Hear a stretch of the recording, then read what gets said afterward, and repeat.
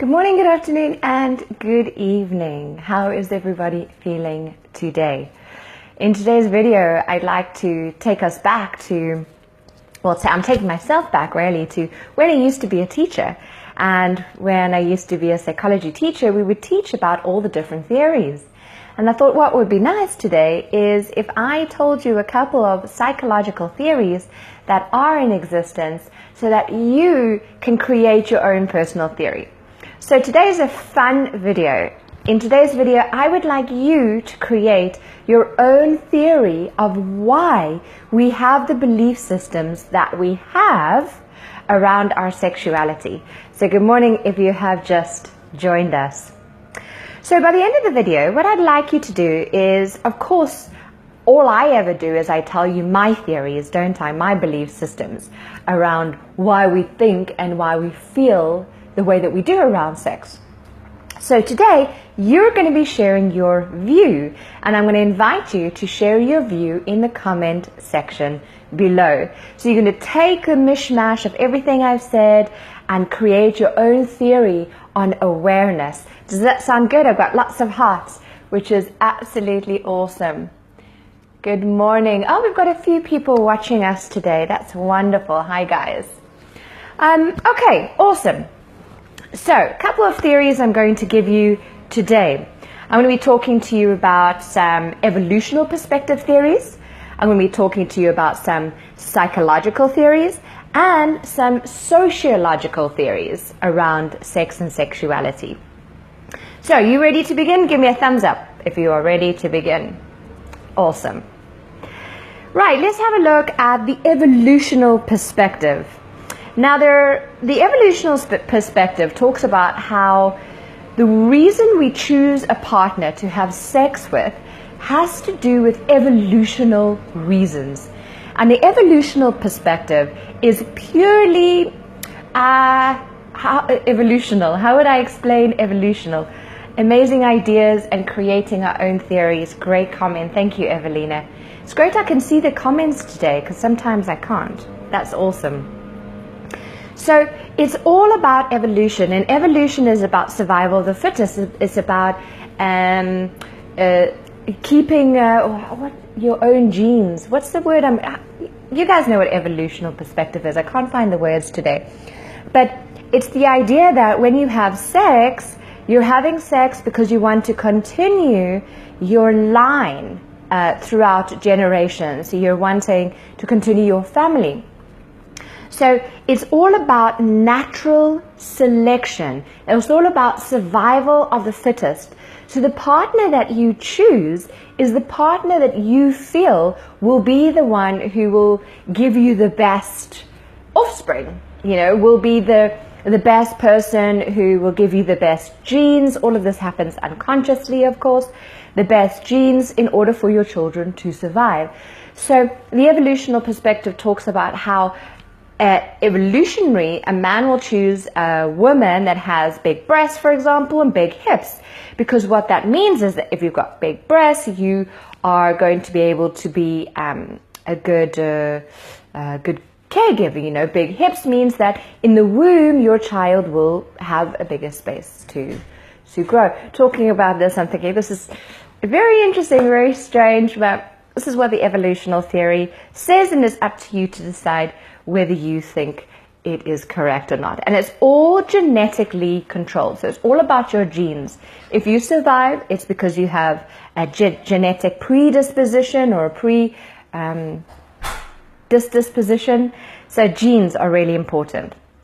And nowadays, modern evolutional theorists are talking about how our genes are evolving. And I quite like this theory because it talks about epigenetic modification. And what that means is that how our surroundings actually change our genes, which is really interesting. So how society actually changes the genes, but the genes are still the forefront. It's all about the genes and how the genes are in control of the choices that you make. So that is the evolutional perspective. Right, some psychological theories. My favorite, as always, is Freud. So psychoanalytical theory. Freud was one of the first people who termed sexual energy, who termed sex energy, and he called the sex energy libido. And he said that our libido is the major influence of behavior and personality. So do you think that the reason we choose our partners, the reason we have the beliefs that we have around sex, is because of this sex energy? This is what Freud says. This is all about sex energy. Then the learning theory talks about how any belief that we have is learned. It's taken on from the views of society. You learn it by observing that which is around you. It's then modified by principles of either positive or negative reinforcement. So if you learn and you see that it's either a good or a bad based on society, you're either going to take on that behavior or you're going to let that behavior go. If you're punished for doing something, then you're not going to want to do it again. So all the principles of positive reinforcement, negative reinforcement, and punishment.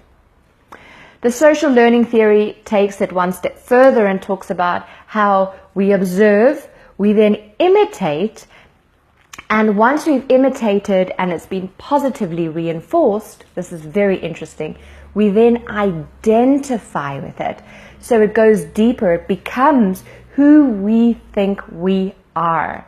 And that's quite interesting, is you actually identify and you think, this is who I am, this is who Connie is, this is what I believe. But you've internalized something that came from outside of you. That's what I feel, not what the theory talks about. This is quite interesting. The next one is called the exchange theory.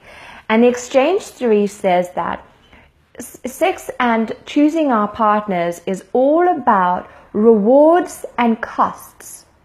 So what are you getting? Is it financial rewards? Is it emotional rewards? Is it, what else is there? Societal awards. You're seen as good in society by dating this particular person. Or cost. You know, what is the cost of you having sex with this person, being seen with this person? So you weigh up your decisions based on what the reward is, whatever that reward is, and what the cost is, whatever that cost is. And then the cognitive theory I quite resonate with because it talks all about the role of the thoughts and the perspectives. So the idea of looking through a perspective, and all of your behaviors are filtered through the lens of the different perspectives. We've spoken a bit about that. And then the last theory is the sociological one and talks about how we have a sex script. And that sex script is used in communication and interaction. And the sex script is written by religion, economy, family, medicine, and law.